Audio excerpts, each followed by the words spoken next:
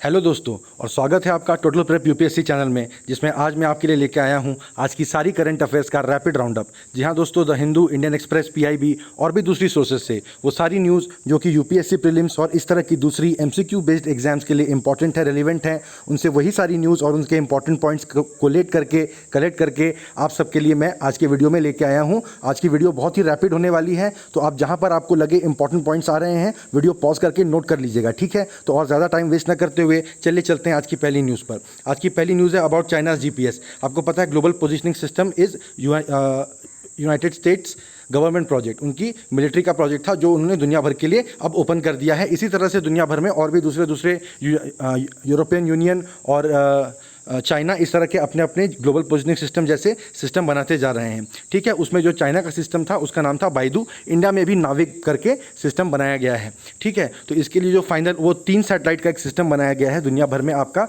Coordinate बता देने के लिए। तो उसका तीसरा सैटेलाइट अब फाइनली चाइना ने लॉन्च कर दिया है। ये है न्यूज़ इसके बारे में, ठीक है। तो रशिया का ग्लोनास है देखिए, और यूएस की नैवस्टार ग्लोबल पोजिशनिंग सिस्टम है, और गैलीलियो सिस्टम है यूरोपियन यूनियन का। बहुत आसानी से एमसीक्यूज पे आ सकता है, मेरे ख्याल से एक बार पहले आ भी चुका है, ठीक है। The satellite was launched as a carrier with Long March 3 rocket from the Xichang Satellite Launch Centre. BeiDou means Big Dipper in Mandarin. Big Dipper यानी जो सप्तऋषि जो कॉन्स्टलेशन है तारों का, जो हमको आसमान में दिखता है, बड़ा चम्मच इसका मतलब है। तो बिग डिपर इसका मतलब होता है बाइडू का। ये जो पॉइंट मैंने अभी बताया बहुत आसानी से इस पर एमसीक्यू आ सकता है, बहुत इंपॉर्टेंट पॉइंट है, नोट करके रखिए, ठीक है। तो फर्स्ट जनरेशन बीडीएस ये बाइडू सिस्टम है। The system was launch with 3 working and 1 backup satellites between 2000 to 2003। The system was decommission in the year 2012। तो पहले एक बार कर चुका है चाइना इस तरह का, वो 3 सैटेलाइट का सिस्टम 2012 में डीकमीशन कर दिया गया है।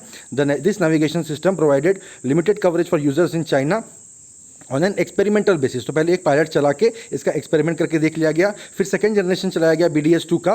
This system provides coverage in the Asia Pacific region and is still operational, ठीक है। तो BDS-2 एशिया पैसिफिक रीजन का पूरा ऑपरेशन करके दिखा रहा था। It was started in December 2011, ठीक है। Entire system consist of 10 working satellites. 10 satellite launch करके इन्होंने ऐसा सिस्टम बनाया था, जो ये 2007 से इन्होंने लॉन्च करना चालू किया था। तीसरा सिस्टम जो BDS-3 करेंटली है, this system was aimed to provide global coverage, ठीक है। तो एक ग्लोबल पोजिशनिंग सिस्टम आप बनाएंगे तो ग्लोबल कवरेज उसके लिए चाहिए ही। The first satellite BDS-3 was launch on 30 March 2015। ये खैर ये डेट्स आपको याद रखने की जरूरत नहीं है। आप एक ऑर्डर भी खैर आपको क्या याद रखना है, BDS-1 पहले आया, BDS-2 बाद में आया, और BDS-3 पहले उसके एंड में आया है, ठीक है। तो ये आपने जो पॉइंट मैंने आपको बताए सिर्फ वही इंपॉर्टेंट थे। फिर इसमें ये क्या है कि BDS-3 has started providing global navigation services from December 2018 to countries that had signed the Belt and Road Initiative (BRI) of China।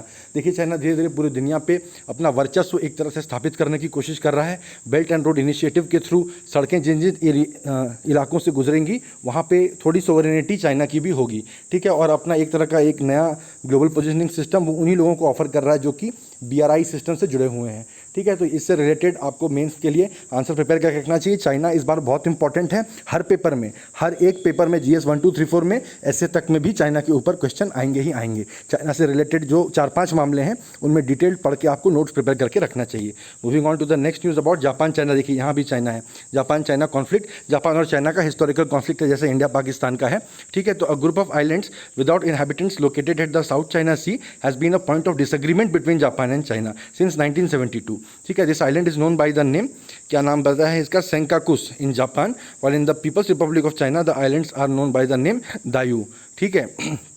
तो ये आइलैंड का नाम देखिए आ सकता है एग्जाम में। साउथ चाइना सी बहुत ही इंपॉर्टेंट रीजन है, हर साल मेरे ख्याल से एक क्वेश्चन इस रीजन पे आता है।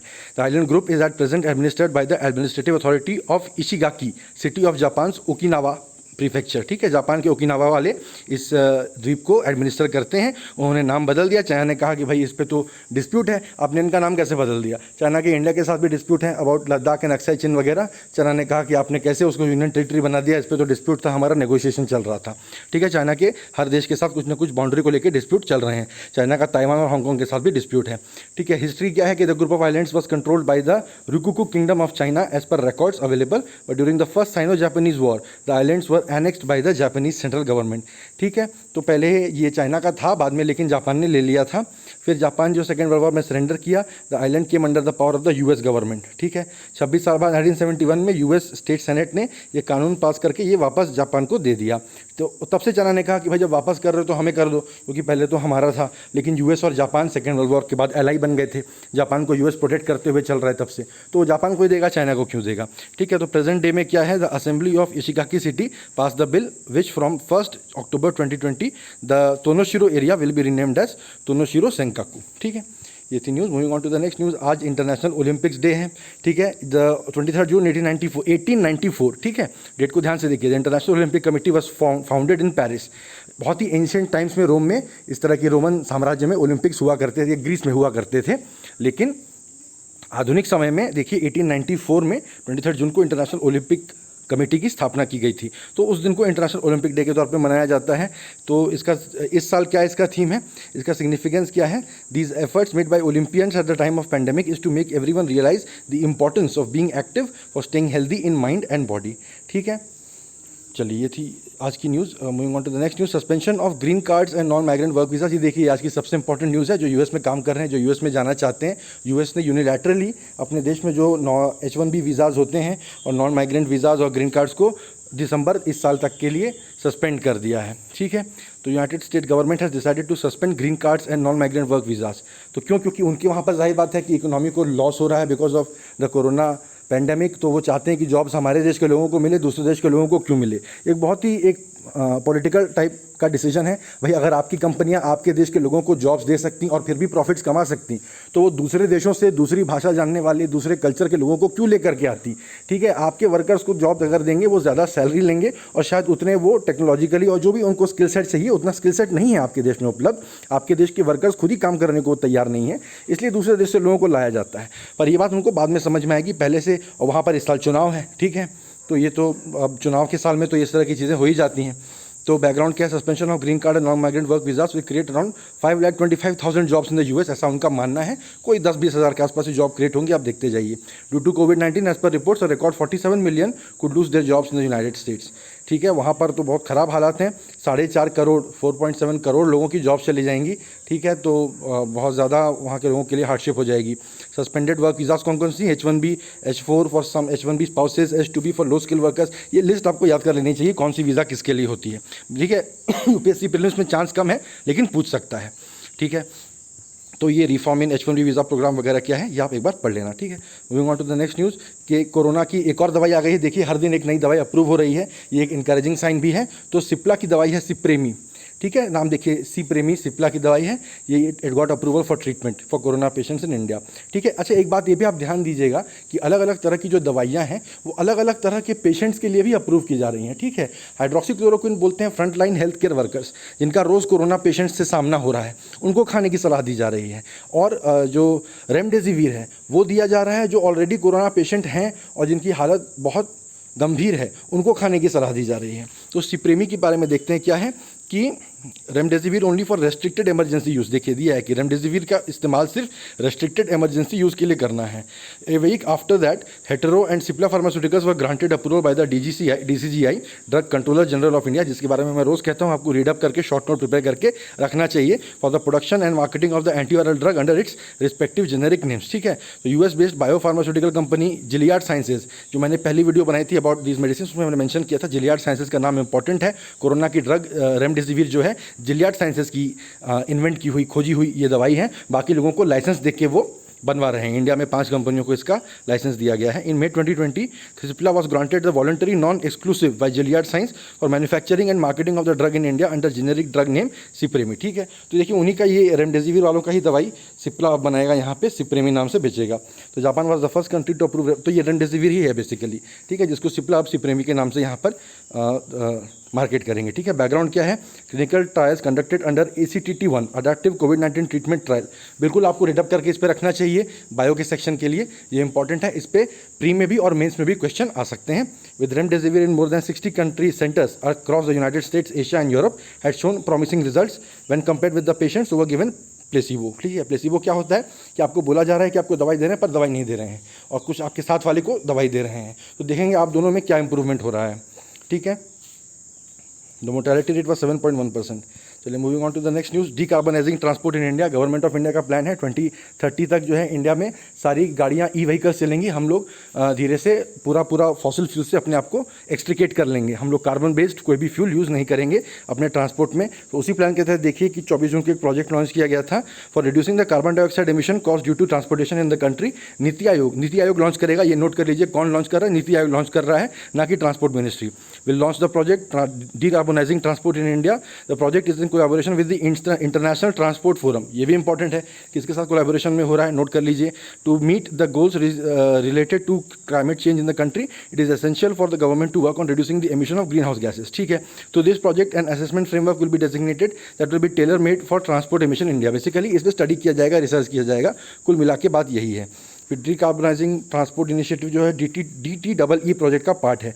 DTEE stands for decarbonising transport in emerging economies. बहुत ही आसानी से ये MCQ बन सकता है, बिल्कुल इसको नोट करके रखिए DTEE क्या होता है। ठीक है, फिर इसमें अंडर DTE प्रोजेक्ट क्या होगा, क्लेम्स टू, इसमें इंडिया में चल रहा है करंटली अर्जेंटीना, मोरक्को, अजरबैजान वगैरह भी इसमें पार्टिसिपेंट्स हैं। देखिए हमारे जैसे विकासशील जो देश इमर्जिंग इकोनॉमीज़ हैं उन्हीं में इस प्रोजेक्ट को इम्प्लीमेंट किया जा रहा है।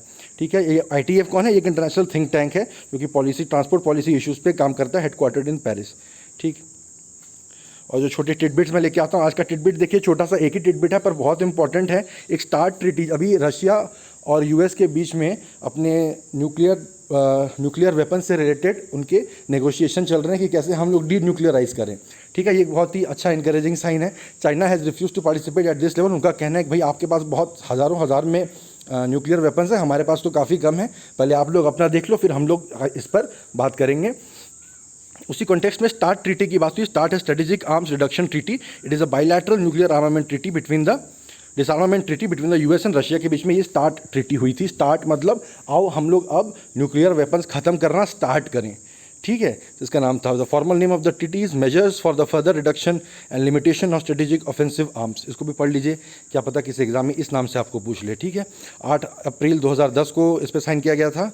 करंट ट्रीटी एक्सपायर्स ऑन 5 फरवरी 2021। तो अभी से नेगोशिएशन चालू कर दिया है कि भाई ये ट्रीटी एक्सपायर हो रही है, अब आगे क्या करना है।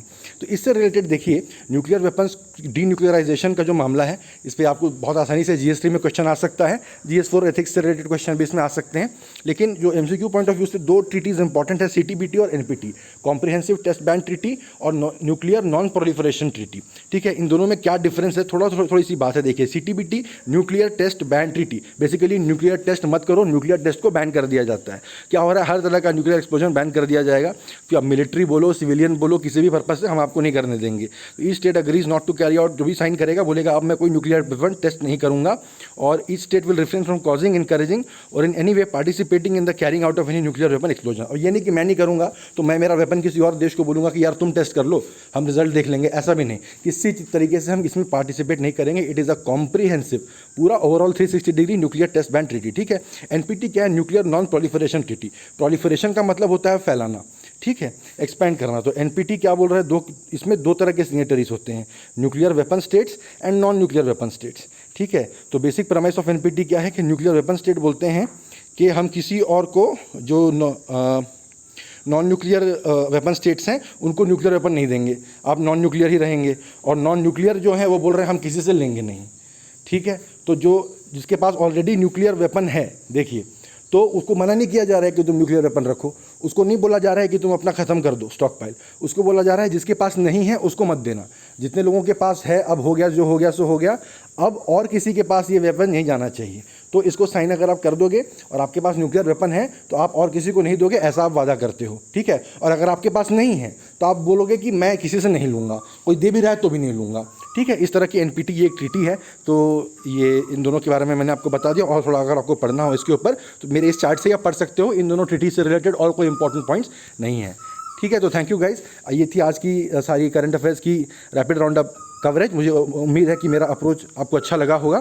तो और जो मेरे वीडियो को अपने दोस्तों के साथ शेयर करिए, मेरे चैनल को सब्सक्राइब करिए, वीडियो को लाइक करिए और मुझे बताइए कमेंट सेक्शन में कि क्या आपको अच्छा लगा, क्या अच्छा नहीं लगा और किस तरह के वीडियोज़ आप देखना चाहेंगे मेरे चैनल पर। ठीक है, थैंक यू गाइज, मिलते हैं कल।